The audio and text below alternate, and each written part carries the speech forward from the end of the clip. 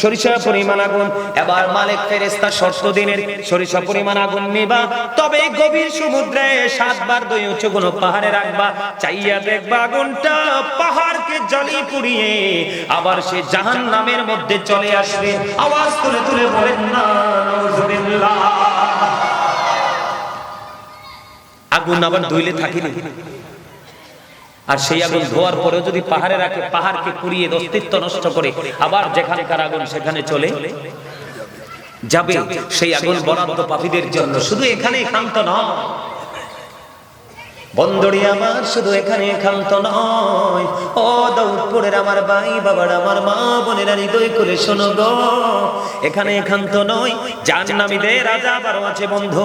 বলবো আপনারা পৃথিবীতে খাবার ছাড়া বাঁচতে পারেন না, আমরা কি পারি? জাহান্নামী যারা হিসাব দিতে পারবে না তাদের জন্য একটা খাবার কোরআন এসেছে, সেটার নাম হলো বন্ধু জাক্কুম। কি সেটার নাম হলো বন্ধু জাক্কুম। এই জাক্কুম নামক এই বিষাক্ত খাবারটা তো পাওয়ারফুল।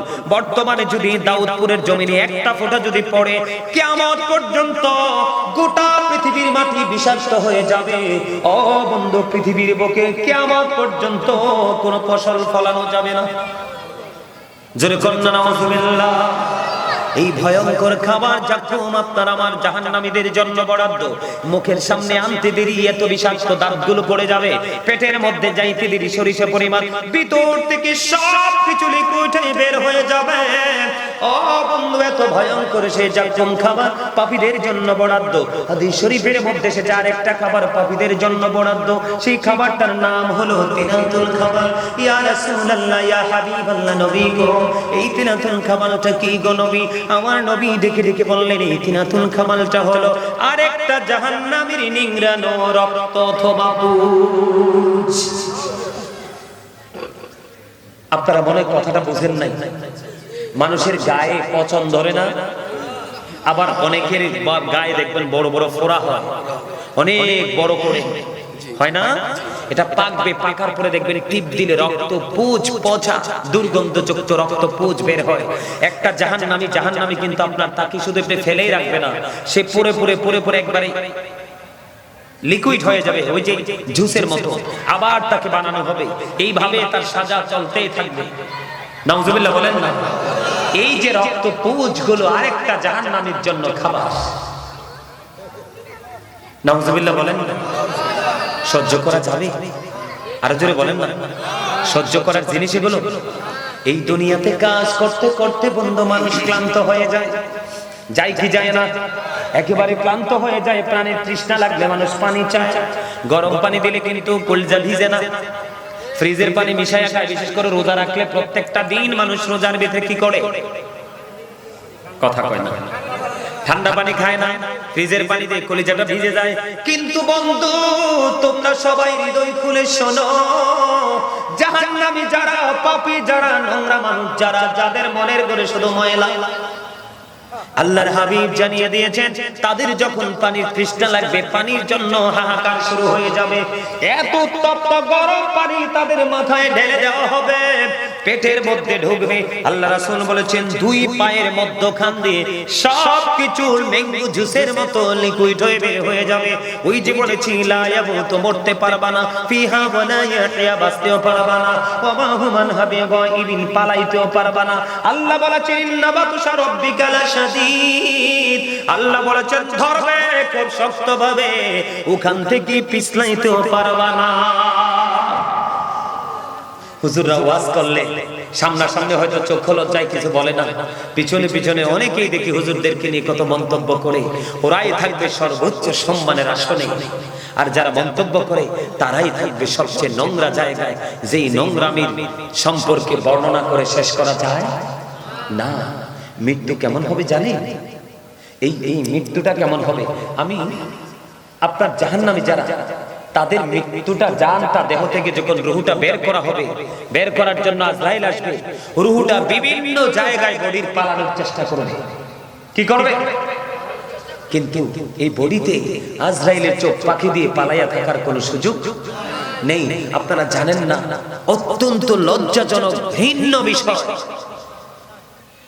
আপনার যখন এই জাহান্নামীদের রূহটা কবজ করার জন্য ফেরেশতা আসে, আসার সময় আল্লাহ রাব্বুল আলামিনের পক্ষ থেকে কুদরতি চট নিয়ে আসে। কে নিয়ে আসে? কুদরতি চট। চট বোঝেন না? বেতের চট, সালার চট। বিল্ডিং করার সময় দেখেন না লম্বা চট দিয়ে দেয় না, যেন অতিরিক্ত মানুষের উপরে কোনো ময়লা পড়ে বা কোনো শক্ত কিছু করে মানুষের জন্য ক্ষতি না হয়। দেখেন না এরকম চট নিয়ে আসবে। বলে হুজুর গো কেন গো চট নিয়ে আসবে? বন্ধু, হাদিস শরীফের মধ্যে এসেছে নোংরা মানুষগুলোর আত্মাটা যখন বের করা হবে, তাদের আত্মা থেকে এত বেশি দুর্গন্ধ বের হবে, এত বেশি দুর্গন্ধ বের হবে। এই কারণে বন্ধু চট নিয়ে আসবে। যখন এই তার দেহ থেকে আত্মাটা বের করা হবে, ওই কুদরতি চট দিয়ে এটাকে পেঁচানো হবে, মোড়ানো হবে, যেটা পৃথিবীর কোনো মানুষ দেখবে না। যাদের ডিউটি শুধু তারাই সেটা করবে। জোরে জোরে কন্যা নাউজুবিল্লাহ। দুর্গন্ধটা কতটা হিংস্র হবে জানেননি? দুর্গন্ধটা এতটা হিংস্র হবে, পৃথিবীর সকল প্রাণীগুলো যদি মারা যায়, পৃথিবীর সকল প্রাণীগুলো মারা যাওয়ার পরে এক জায়গায় স্তূপ করে রাখলে সবগুলো পচে যে দুর্গন্ধটা বের হবে, ওই দুর্গন্ধের চাইতে আরো ভয়ঙ্কর দুর্গন্ধ হবে। একটা পাপী লোকের আত্মা থেকে আওয়াজ তোলে তোলে বলেন না নাউজুবিল্লাহ। এগুলো কি সহ্য করার কথা? অথচ আল্লাহ বলেছেন ফি আইয়ি সূরাতিন মা শাআ রাক্কাবা। আল্লাহ ক্রিয়েটেড দ্য মাইন্ড। আল্লাহ বলতেছে, আল্লাহ আমাদেরকে এই যে তারে দেখতে কালা দেখা যায় না, জানছেন? তে কিন্তু একবারে কালো কালো না। আমরা কি বলবো? ওই যে স্বাস্থ্য ভাইটা কালো, আরেকটারে দেখা যায় সুন্দর স্মার্ট। আমরা এরকম একটা কম্পেয়ার করি না? কথা বলে না। আর এটা তো ওয়াজ, এটা কি আপনাদের বোঝানোর জন্য বলছি। একজন কালা, একজন সুন্দর, একজন বাইটটা, একজন লম্পা। আমি আঞ্চলিক ভাবে কথাটা বললাম যেন আপনাদের বুঝতে অসুবিধা না হয়। আমরা এরকম কম্পেয়ার করি না? কিন্তু আল্লাহর কাছে কালা সাদা নাই। আল্লাহ সোজা ওয়াজ করেছেন। আল্লাহ রাব্বুল আলামিন ইচ্ছে মতো মন মতো করে আমাদেরকে বানাইছে। আজকে কি আমরা মন মতো পথে আছি? কথা বলেন না, আমরা কি আজকে মন মতো পথে আছি? কেন নাই? আল্লাহ সূরা ৩ কি বলেছে জানেন? লাকাদ খালাকনাল ইনসানা ফি আহসানি তাকবীর। আল্লাহ রাব্বুল আলামিন কি ওয়াজ করে জানেননি? আসমান জমিন চন্দ্র সূর্য যা কিছু আছে সব কিছুর চাইতে সুন্দর হলো মানুষ। আজকে আপনি আমি কি সুন্দর আছি? সুন্দর নাই। আমরা একেবারে কালো কুচ্ছিত হয়ে গেছি। বলো হুজুর কেন গো? আমরা একেবারে কালো কুচ্ছিত হয়ে গেছি। এই কালো কুচ্ছিত হয়ে যাওয়ার পিছনে কারণ হলো পৃথিবীর লোভ, পৃথিবীর লালসা, পৃথিবীর স্বাদ আল্লাহ আমাদেরকে আপন করে ঘিরে ফেলেছে। এই জন্য আল্লাহ রাব্বুল আলামিন বলেছে, তুমি আল্লাহকে বলে রাসূলকে বলে তুমি নিজের মতো রাস্তা তৈরি করছো, এই রাস্তা কখনোই তোমার কাজে লাগবে না। আল্লাহ ডেকে ডেকে বলে, যখন তোমার কেউ ছিল না তখন ছিলাম আমি, এখন তোমার সব হয়েছে, বড় হয়েছি আমি। যখন তোমার কেউ রবে না, রব শুধু আমি। আমার কাছে আসতে হবে, মনে রেখো তুমি। মিনহা খালাকনাকুম ওয়া ফিহা নুঈদুকুম ওয়া মিনহা নুখরিজুকুম তারাতান উখরা। জোরে জোরে আল্লাহু আকবার। এই মনে রাখবেন, আমি আপনাদেরকে বলে যাই, জীবনে আর দেখা নাও হতে পারে। আল্লাহ রাব্বুল আলামিন বলেছেন সূরা ইউনূসের 44 নম্বর আয়াতে, আল্লাহ বলেছেন ইন্নাল্লাহা লা ইয়াজলিমুন নাসা শাইয়্যান ওয়ালাকিন্নান নাসা আনফুসাহুম ইয়াজলিমুন। আল্লাহ রাব্বুল আলামিন বলেছেন, আল্লাহ আল্লাহর বান্দার উপর জুলুম করে না, অত্যাচার করে না, বান্দা নিজেই নিজের উপর জুলুম করে। যারা জুলুম করে আল্লাহ বলেছেন আল্লাহু লা ইউহিব্বুজ জালিমিন। আল্লাহ বলেছেন আল্লাহ জালেম যারা, অত্যাচারী যারা, আল্লাহ তাদেরকে পছন্দ করেন না, ভালোবাসেন না। আল্লাহ বলেছেন ওয়া মালিজ জালিমিন মিন আনসার। যারা জালেম, যারা অত্যাচারী, যারা মানুষকে কষ্ট দেয়, মানুষের অধিকার হরণ করে, মানুষের কলিজায় আগুন জ্বালায়, তারাই হলো জালেম। আল্লাহ রাব্বুল আলামিন বলেছেন জালেমরা যখন বিপদে পড়ে, আল্লাহ রাব্বুল আলামিন বলেছে আল্লাহ তাদের জন্য কোনো সাহায্যকারী রাখে না। আওয়াজ করে বলেন নাউযুবিল্লাহ। তাহলে আমরা কি জুলুম করব নাকি আল্লাহ আল্লাহ রাসূলের আইন মেনে চলব? আজকে জুলুম করতাম আমরা যদি চিরদিন বেঁচে থাকতে পারতাম, চির অমর হতে পারতাম, আমাদের জীবনটা চির অমর সেটা নিশ্চিত করতে পারতাম। না হয় আমরা জুলুম টুলুম করে গরিব মানুষগুলো মাইরা, না হয় আমরা যারা আছি জুলুম করতে পছন্দ করি, তারা না হয় চিরকাল পৃথিবীতে আধিপত্য বিস্তার করে জীবন যাপন করতাম। এখন করতে যেহেতু পারবো না, তাহলে কিছু করার আছে। আমাদেরকে সচেতন হওয়া দরকার। একটু মৃত্যুর যন্ত্রণা নিয়ে কথা বলতে চাই, শুনবেন? হ্যাঁ, মৃত্যুর যন্ত্রণাটা কত ভয়ঙ্কর হবে শুনবেন। পাপী লোকের মৃত্যুটা কেমন হবে জানেননি? আমি আপনাদেরকে বলি হাদিস শরীফের ভাষাটা, অনেক কাঁটাযুক্ত একটা শলা। কি যেমন আমি বলি আপনাদেরকে, এটা একটা শলা মনে করে, এটার চারপাশে কাঁটা। কি যেমন আপনাদেরকে বলি সল, চিনেন না সল? আপনারা তো, আপনাদের আশেপাশে তো নদী আছে, আছে না? পানি আছে না? অনেক সময় মানুষ এইভাবে চল দিয়ে মাছ ধরে না, কথা কয় না? এই চলের মধ্যে উল্টো একটা আল থাকে, থাকে কিনা? এইরকম কাটা ধরেন, এটা একটা শলা, এটার চারপাশে কাটা, মাঝখানটা এই মাথাটা চোক্কা। ওটা যদি একজন মানুষের পেটের মধ্যে ঢুকাইয়া মুসরা দিয়ে যদি টেনে টেনে টেনে টেনে ভিতর থেকে সব কিছু বের করে আনা হয়, ওই ব্যক্তিটার যত কষ্ট হবে তার চাইতে ভয়ঙ্কর কষ্ট হবে পাপী লোকেদের আত্মা কবজ করা। আল্লাহর হাবিব বলেছেন, মৃত্যুর সবচেয়ে কম যন্ত্রণা হলো 1000 তলোয়ার মারার আঘাতের চাইতেও ভয়ঙ্কর। একটা জীবিত মানুষকে 1000 তলোয়ার মারলে যতটুকু আঘাত পায় তার চেয়েও ভয়ঙ্কর পাপী লোকের মৃত্যুর যন্ত্রণা, যেটা সবচেয়ে কম। আর বেশিটা কেমন হতে পারে? মনে রাখবেন, অল মেন উইল ডাই, সকল মানুষকেই মরতে, মৃত্যুর স্বাদ গ্রহণ। কিন্তু মানুষকে আল্লাহ কেন পাঠাইছে, জীবনটা কেন দিলেন, মৃত্যুটা কেন দিলেন জানেন? আল্লাযী খালাকাল মাউতা ওয়াল হায়াতা লিয়াবলুওয়ান নাস, যিনি জীবন দিয়েছেন তিনি মৃত্যু আমাদেরকে দিয়েছেন। বলে হুজুর কেন গো? আল্লাহ রাব্বুল আলামিন জীবন এবং মৃত্যু দিয়েছেন এই পৃথিবীর মানুষগুলোকে পরীক্ষা করার জন্য। কেউ হুজুর আমাদেরকে আল্লাহ পরীক্ষা ফলাইছে না? কথা বলেন না কেন? এটা কি আমাদের পরীক্ষার হল না? আমার দিকে তাকান বন্ধু, মৃত্যুর যন্ত্রণা কত ভয়ঙ্কর। হযরত ইদ্রিস আলাইহিস সালাম একজন আল্লাহর নবী। উনি এমন একজন আল্লাহর নবী যিনি যখন রোজা রাখতেন তিনি সব সময় রোজা রাখতেন। ওনার ইফতারি গুলো আসতো প্রতিদিন জান্নাত থেকে। সুবহানাল্লাহ, এত আস্তে সুবহানাল্লাহ। তো জান্নাতের মেহমানদের জন্য ফল, খাবার। আমি আপনাদেরকে বলি, তারপরে মৃত্যুর যন্ত্রণা যাই। আমি বলেছিলাম প্রত্যেকটা পার্সন ডবল পার্সন, প্রত্যেকটা মানুষ কি ডবল। আমার দিকে তাকান, এই যে মাথা থেকে পা পর্যন্ত বডিটা, এটার নাম হলো মানুষ। এটার নাম কি?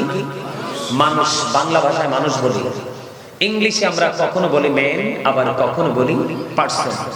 আল্লাহর কোরআনের ভাষায় কখনো বলেছেন ইয়া আইয়ুহান নাস, আবার কখনো বলেছেন ইয়া আইয়ুহাল ইনসান। এইটা হলো এই মাথা থেকে পা পর্যন্ত বডিটা। এই মানুষটা নিচে নামো, যাও। ওখানে মুরব্বী মানুষ বসে আছে, তোমরা এখানে চেয়ারে বসছো কেন? এই তোমরা কেউ মুরব্বীরাই চেয়ারটা নিয়ে ওই সারিতে দিয়ে দাও। আরে ফলাফাইন রে, আমার দিকে তাকান। এটা হলো মাথা থেকে পা পর্যন্ত এই মানুষটার পরিচয়। এই মানুষটা কিন্তু আসল মানুষ নয়। ওই এটি কত বোকা, এটি কত বোকা সান, সব দিশায় রয়েছে চেয়ারের দিকে। এই মানুষটার আর চেয়ারটারে কি আজকে বারবার তাকানো লাগে? আমার তো মনে হয় বাইরে হলে একটা ওয়াজ মনে রাখতে পারবে না। কার কাছে ওয়াজ করবো? এই ওয়াজ করে কোনো লাভ আছে? আমি বলছি যে ভাই তোমরা মুরব্বীরা চেয়ারটা না, ওই কর্নারে সব দিশায় রয়েছে লোকটার দিকে, চেয়ারটার দিকে। আর আমি মানুষের পরিচয় দিচ্ছি। এটা হলো কি এই মানুষটার সংক্ষিপ্ত পরিচয়। এই মানুষটা কিন্তু আসল মানুষ নয়। এই মানুষটার ভিতরে আরেকটা মানুষ আছে, যেই মানুষটাকে সৃষ্টি, যদিও আপনার আমার মাঝে আছে, মানুষ বা কোন সৃষ্টি এটাকে কোনোদিন দেখে, কোনোদিন দেখবেও, সৃষ্টির কাছে চির অজানা। ওই মানুষটা কেমন এটা আমরা কেউ দেখি। এই মানুষটার নাম কি জানেন? আল্লাহর কোরআনের ভাষায় মানুষটার নাম রূহ। ইংলিশে এটাকে বলা হয় সোল, বাংলাতে এটাকে বলা হয় আত্মা। আল্লাহ বলেছেন say the soul is the word of my lord. আল্লাহ বলেছেন কওলির রূহু মিন আমরি রাব্বি, first tense, present tense, future tense, অতি, বর্তমান, ভবিষ্যৎ। এটা একদিন ছিল আলম আরোহায়, আজকে আপনার আমার মাঝে, আরেকদিন যাবে কবরে। তাহলে আপনার আমার আসল মানুষ কি দেহ না আত্মা? তাহলে এখানে কি আপনার দেহটা থাকবে না আত্মাটা? আরেকটা আবার স্বাস্থ্য ভাই একটা বইছে, এই যে বইয়া যে বাদাম খাওয়া শুরু করছে, বাদাম খাওয়া মনে হয় মাত্র শেষ হয়েছে। আলহামদুলিল্লাহ, আমি মনে মনে দোয়া করতেছি আল্লাহ তার বাদাম খাওয়া যে কবে শেষ হইব। এইটা কিন্তু এই জায়গা কিন্তু দেহের খাবারের জায়গা নয়। প্রত্যেকটা মানুষের প্রতিদিন 2 ধরনের খাবার জোগাড় করতে হয়। কয় ধরনের? কথা কয় না। আরেক স্বাস্থ্য ভাই যেটা হাসি দিছে, beautifully smiling, you are great my dear brother. এইভাবে হাসবা, তাহলে হার্টে কোনোদিন প্রবলেম হবে না। আলহামদুলিল্লাহ বলেন না? আরে আরো জোরে বলেন আলহামদুলিল্লাহ। এই আমার দিকে তাকান, ওয়াজ বোঝেন। এই যে দেহের খাবারটা আপনি যে কোনো জায়গায় গেলে পাবেন, পৃথিবী যে কোনো জায়গায়, চা দোকানে যান, কোন নরমাল হোটেলে যান, কোন ভিআইপি হোটেলে যান, আত্মীয়র বাড়িতে যান, বোনের বাড়িতে যান, যেখানেই যান আপনি কিন্তু দেহের খাবারটা পাবেন। কিন্তু রুহের খাবারটা যে কোনো জায়গায় পাওয়া যায়। রুহের খাবার মিলে রুহানিয়াতের বাজারে। তার মানে আজকেরই বাজার হলো আপনার দেহের নয়, আত্মার খাবারের বাজার। জোরে কন্যা সুবহানাল্লাহ। তো যারা বাদাম খাইছেন, আমার স্বাস্থ্য ভাই এনে একটা বইয়া যে মজা করে আসাম মাইরা বাদাম খাইতে লাগছে, চাইছি আরে আস্তে করে মুসরা দিয়ে পকেটে ঢুকাইছি। আমি আলহামদুলিল্লাহ, আলহামদুলিল্লাহ। আরো যারা কর না, তাহলে আপনি হাসবেন না। এটা আসলে শিক্ষার বিষয়, আমরা বুঝি না তাই আমরা আমল করতে পারি না। এই বাজারগুলো মসজিদ, মাদ্রাসা, আলেম ওলামাদের সামনে বসে, জলসায় বসে, আল্লাহর ওলিদের সামনে যখন বসবো, আপনি মনে করবেন আজকে আমার দেহের কোনো ফাংশন, আজকে আমি খোরাক নিব রুহে। বলে হুজুর কেমন খোরাক? আল্লাহর হাবিব বলেছেন, স্বাস্থ্য ভাই তুমি ভালো করে শোনো, আল্লাহর হাবিব সরকারি মদিনা তিনি বলে দিয়েছেন, তুমিও কিন্তু আজকের জান্নাতের বাগানের মেহমান। তুমি সাধারণ মানুষ নও। তুমি যদি আজকে এই প্যান্ডেলের বাইরে থাকতা তাহলে অন্যদের মতো হতে, কিন্তু তুমি আজকে জান্নাতের মেহমান। ফেরেশতারা চারপাশে বেষ্টনী দিয়ে ঘেরাও করে রেখেছে। তোমার নাম কিন্তু আজকের জান্নাতের বাগানের অতিথিদের ইদারে হইছে রে অতিথিদের, ঠিক আছে, ওকে ওকে, অতিথিদের নামে, অতিথিদের জায়গায় কিন্তু তোমার একটা কোটা তৈরি হয়ে গেছে। আল্লাহর হাবিব বলেছেন, তোমরা যখন জান্নাতের বাগানে যাও রে, তখন তোমরা জান্নাতের ফল খেয়ে নিও। কি করে নিও? জান্নাতের বাগান থেকে ফল খেয়ে নিও। ইয়া রাসূলুল্লাহ, ইয়া হাবিবাল্লাহ, নবী নবী গো, জান্নাতের বাগানের ফলটা কি গো? আমার নবীজি বলে দিয়েছেন, সুবহানাল্লাহ ওয়া হামদুলিল্লাহ লা ইলাহা ইল্লাল্লাহ, সুবহানাল্লাহ ওয়া হামদুলিল্লাহ লা ইলাহা ইল্লাল্লাহ, লা ইলাহা ইল্লাল্লাহ, লা ইলাহা ইল্লাল্লাহ। শিকর সিলহ কলম সৃষ্টি যাহার ওসিলা, নিজে আল্লাহ খুশি হইয়া নাম রাখলেন হাবিবুল্লাহ। সুবহানাল্লাহ আলহামদুলিল্লাহ লা ইলাহা ইল্লাল্লাহ, লা ইলাহা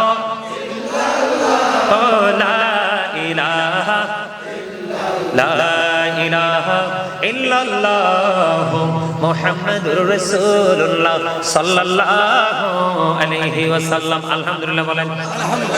ছোট্ট করে জিকিরটা করলাম, সত্যি করে বলবেন, 2 হাত তুলে দেখাবেন, এই শব্দটা শুনে আপনার হৃদয়ে প্রশান্তি আসছে কিনা? আরো জোরে বলেন না। অন্তরে একটু ধুলা লাগছে কিনা? আরো জোরে বলেন না। ধোলা লাগছে কিনা? মনে রাখতে হবে, পদ্মা মেঘনা যমুনার তীরে কত ঢেউ চলে যায়, আসে না তো ফিরে।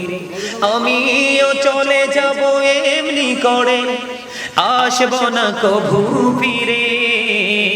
বলেন পদ্মা মেঘনা যমুনার তীরে কত ঢেউ চলে যায়, আসে না তো ফিরে। ঠিক কিনা বলেন? ঢেউ যেমনি ভাটির দিকে চলে গেলে আর কোনদিন ফিরে আসে না। মানুষ বন্ধু শ্রেষ্ঠ হওয়ার পরেও একবার যদি লাশ হয়ে ঘর থেকে বের হয় রে, আর কোনদিন সে ফিরে আসে না। একবার কেন ভাবো না, তুমি আমি একদিন কিন্তু চলে যেতে হবে। যাওয়ার আগে ওপারের বাজার তুমি এপার থেকেই করে নিতে হবে, অন্যথায় তোমার কোনো উপায় নাই। আমি আপনাদেরকে এক্সাম্পল দিই, যেমন আপনি বাংলাদেশ থেকে আপনি সফরে যাবেন টুরিস্ট ভিসায় মালয়েশিয়াতে, আপনি কি ওখানে গিয়ে টাকা নিতে পারবেন না? এখান থেকে সব রেডি করে যেতে হবে। এখান থেকে সব রেডি করে যেতে হবে রে। ঠিক তেমনি ভাবে আপনি উপরে গিয়ে কোনো কিছু করতে পারবেন না, এখান থেকে আপনাকে বাজারটা করতে হবে। কেন করতে হবে একটুখানি বুঝে নে বন্ধু। হযরত ইদ্রিস আলাইহিস সালাম এমন একজন আল্লাহর নবী, উনি রোজা রাখতেন, প্রতিদিন ওনার ইফতারি গুলো জান্নাত থেকে আসতো। ইফতারি করার পরে যেগুলো অবশিষ্ট থাকতো আবার সবগুলো জান্নাতে ফিরে যাইত। সুবহানাল্লাহ বলে। এমন মর্যাদা, এমন পাওয়ার একদিকে তিনি আল্লাহর নবী। বন্ধুরে আমার, একদিন আজরাইল একজন এক ব্যক্তির সুরতে ওনার কাছে এসে হাজির হলেন। হাজির হওয়ার পর আজরাইল কে তিনি প্রশ্ন করলেন, আপনি আমার কাছে কেন আসলেন? লম্বা ঘটনাটা কিন্তু কোরআন থেকে সংগ্রহ করা। এবার ওনাকে বললেন, আপনি কে? কয় আমি তো আজরাইল। কয় তাহলে কি আমার মরণের সময় হয়ে গেছে? কয় না না নবী গো, আপনার এখনো মরণের সময় হয়নি।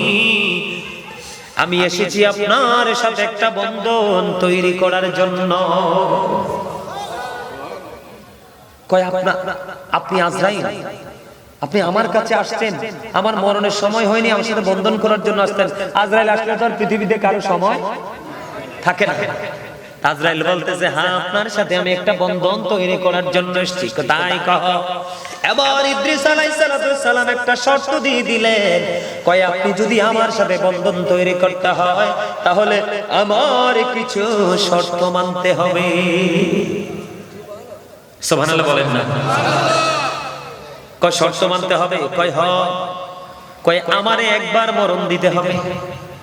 কয় আপনার তো মরণের এখনো সময় হয়নি।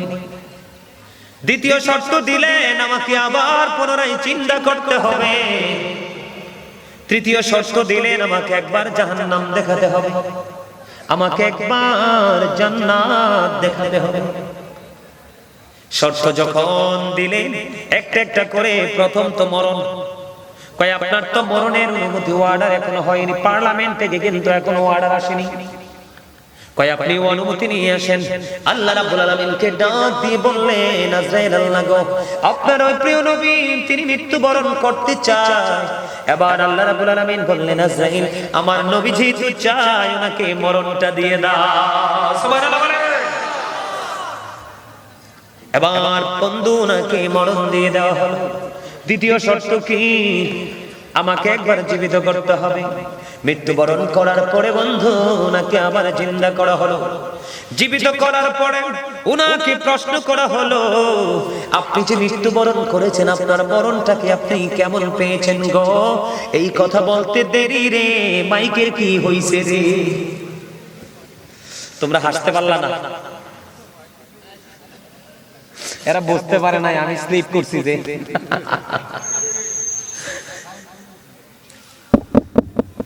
থাক, এটা তো আর ওর দোষ নাই। না থাক, এটা ওর দোষ না। আসলে মেশিনারি জিনিস তো যে কোনো সময় একটু সমস্যা করতেই পারে। এটা আসলে অপারেটরদের কোনো হাত থাকে না, ওরা চায় যে ওদের জিনিসটা ভালো। এবার আল্লাহর নবী ইদ্রিস আলাইহিস সালাম জীবিত হলো গো। জীবিত হওয়ার পর ওনাকে প্রশ্ন করা হলো, নবী গো আপনি ইচ্ছে করে মৃত্যু চেয়েছেন, আবার জীবিত হয়েছেন, আপনি কি বলতে পারবেন আপনার কাছে মরণটা কেমন লেগেছে? এবার আল্লাহর নবী দেখেন নবী হওয়ার পর তিনি কি বক্তব্য দিচ্ছেন।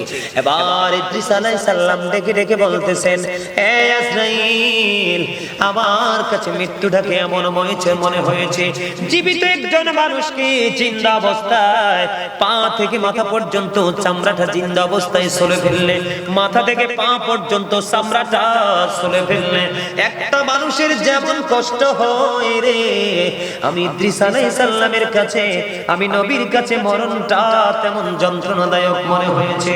বলতে দেরি রে, গায়েব থেকে আওয়াজ এসেছে এই পর্যন্ত ইদ্রিস আলাইহিস সালামের মৃত্যুটা তার জন্য ihsan করা হয়েছে। আজরাইল ডেকে ডেকে বলছে, নবী নবী গো এই পর্যন্ত যত মানুষের যত প্রাণীর জান কবজ করেছি, আজকের মতো এত আরামে ihsan করে আর জান কবজ করিনি। জোরে জোরে বলেন আল্লাহু আকবার। ihsanের মৃত্যুর যন্ত্রণা যদি এমন হয়, কি ihsan যেটা আরামদায়ক করা হয়েছে, মৃত্যু জীবিত অবস্থায় মাথা থেকে পা পর্যন্ত, পা থেকে মাথা পর্যন্ত একটা মানুষের চামড়া তুলে ফেললে কেমন লাগবে? দেখেন অবলা যে প্রাণী, আমরা যে গরু ছাগলের গোশত আমরা খাই কি খাই না? এটাকেও কিন্তু জীবিত চামড়া ছোলার কোনো বিধান নাই। আগে ধর্মীয় সিস্টেম অনুযায়ী জবাই করো, মৃত্যুবরণ করার পরে চামড়া ছোলো। হুজুর কেন গো? কারণ এই অবলা প্রাণীর অনেক বেশি কষ্ট হবে, মুখ খুলে বলতে পারবে না, তার জবান নাই। এই জন্য বন্ধু কুরবানিতে আমরা গরু জবাই করি, মহিষ জবাই করি, ছাগল জবাই করি, কি করি না? জোরে বলেন, করি কি করি না? বন্ধু ইসলাম কত সুন্দর দেখে। আপনার যে পশু জবাই করবেন, ধুতা কোন ছুরি বা তলোয়ার দিয়ে পশু জবাই করা যাবে না, একেবারে ধারালো তলোয়ার দিয়ে জবাই করতে হবে। হুজুর ঠিক কিনা বলেন? এটা পশু জবাইয়ের একটা গুরুত্বপূর্ণ মাসালা। ও বন্ধু, যেন ছুরিটা লাগাইতে দেরি রে, জবাই হইতে দেরি হয় না, পশু যেন কোনো কষ্ট না পায় এবং ইন্তেকাল প্রাণ পাখি বের না হওয়া পর্যন্ত এই পশুটাকে এক জায়গা থেকে আরেক জায়গায় চেঁচিয়েও নিবেন না, কারণ এই পশুটার কষ্ট হয়। আল্লাহর নবী যদি এমন বয়ান দেয়, তাহলে এই যুগের পাপী মানুষের মরণ কেমন হতে পারে? ভয়ঙ্কর থেকে ভয়ঙ্করতর হবে, যেটা কোনোদিন কল্পনা করে ভাবা শেষ করা যাবে না। আল্লাহর হাবিবের বুক মোবারকের উপরে আজরাইল হাত রাখলেন। আমার নবী ডাক দিয়ে কয়, আজরাইল কি রাখছো? কয়, আমার হাতের একটা আঙ্গুল বা অংশ। নবীজি কয়, আজরাইল রে, আসমান জমিন যদি আমার বুকের উপর তুলে দেওয়া হতো, তাহলে আমি নবী এত কষ্ট পাইতাম না। তোমার এই সাপ আমার কাছে এত কষ্টকর মনে হয়, আমার উম্মত কেমন করে সহ্য করবে? আমার উম্মতের কষ্টগুলো পর্যন্ত আমাকে দিয়ে দাও। আজকে সেই উম্মত নবীকে ভুলে গেছে। নবীর আদর্শ তো লালন করেই না, নবীর আদর্শের কোনো তোয়াক্কাই করে না। ঠিক না ঠিক? সম্মানিত উপস্থিতি, আমাদের সবাইকে একদিন মৃত্যুবরণ করতে হবে। মৃত্যুবরণ করার আগে মৃত্যুর পথের বাজার আমাদেরকে করতে হবে। সেই বাজারটা সব দিকে করতে হবে। আমার দিকে তাকান, সূরা বাকারার প্রথম পৃষ্ঠায় আল্লাহ রাব্বুল আলামিন বলেছেন, আল্লাযীনা ইউমিনুনা বিল গায়বি ওয়া ইউকিমুনাস সালাতা ওয়া মিম্মা রাযাকনাহুম ইউনফিকুন। আল্লাহ রাব্বুল আলামিন বলেছেন, সাবধানে ওরাই যারা অদৃশ্যে বিশ্বাস করে, সালাত কায়েম করে এবং আল্লাহ যে দৌলত দিয়েছে দৌলত থেকে তা দান করে। আপনাদের যে এই যে আপনার মসজিদের উন্নতির জন্য আজকের এই মাহফিলের আয়োজন করা হয়েছে, এই মাহফিলে দান করা আপনাদের জন্য আখিরাতের বাজার। বলে হুজুর কেমন? আল্লাহর হাবিব সরকারি মদিনা বলে দিয়েছেন, পৃথিবীর বুকে ছোট হোক বা বড় হোক, কেউ যদি বন্ধু জান্নাতের গড় বানাও, মসজিদ বানাও, বাইতুল্লাহ বানাও, আল্লাহ রাব্বুল আলামিন কথা দিয়েছে তার জন্য আল্লাহ নিজেই জান্নাতে ঘর বানিয়ে রাখবে। তাহলে জান্নাতের ঘরের লোক নাই এমন কোন লোক আছে আমরা এখানে? সবাই চাই আমরা জান্নাতের উন্মুক্ত একটা পরিবেশ। যারা জান্নাতি হবে তারা নামাজও পড়বে, রোজাও করবে, হজও করবে, তৌফিক অনুযায়ী থাকলে যাকাতও দিবে, হজও করবে, আপনার দান সাদকা করবে, সব ধরনের ধর্মীয় কাজের সাথে যুক্ত থাকবে, শুধুমাত্র আল্লাহর সন্তুষ্টির জন্য। ঠিক কিনা বলেন? আপনারা এই আজকে আপনাদের এই মসজিদের জন্য আপনারা একটু সাহায্য চাইব আপনাদের কাছে। আপনারা কি মসজিদটা নির্মাণের জন্য আপনারা কি একটু সাহায্য করবেন? সবাই যার যার জায়গা থেকে। আমি কিন্তু কাউকে প্রেসার দিয়ে কখনোই কিছু বলি না। মসজিদ নিয়ে যেহেতু বলেছেন আমাকে হুজুর একটু আমাদেরকে সাহায্য করবেন, এই জন্য আমি মসজিদ নিয়ে কারণে আমি যখন আপনাদের কাছে কথা বলবো 2 টাকা দিবেন, এখান থেকে আমি কিছু পাই আর না পাই কিন্তু সওয়াব পাবো। আপনারা সর্বপ্রথম আছেন যার যার তৌফিক অনুযায়ী। সর্বপ্রথম কে আছেন যে হুজুর আমি এই আল্লাহর ঘর জান্নাতের বাগানের জন্য আমি এত টাকা দিব? লেখার লোক আসেনি? খাতা কলম আসেনি? আপনারা খাতা কলম রাখছেন রেডি? খাতা কলম নিয়ে আসো না, এগুলো তো আগে স্টেজে রেডি রাখা দরকার। হ্যাঁ হ্যাঁ, রাগ করে বলছি আর কি। আপনারা কেউ যাবেন না, দয়া করে মাহফিলের একবারে শেষ প্রান্তে 5-10 মিনিট, তারপরে জিকির করব, মিলাদ করব, কিয়াম করব, মোনাজাত দেব। আপনারা দাঁড়ান দাঁড়ান, এখানে ইয়াস কলম নাই?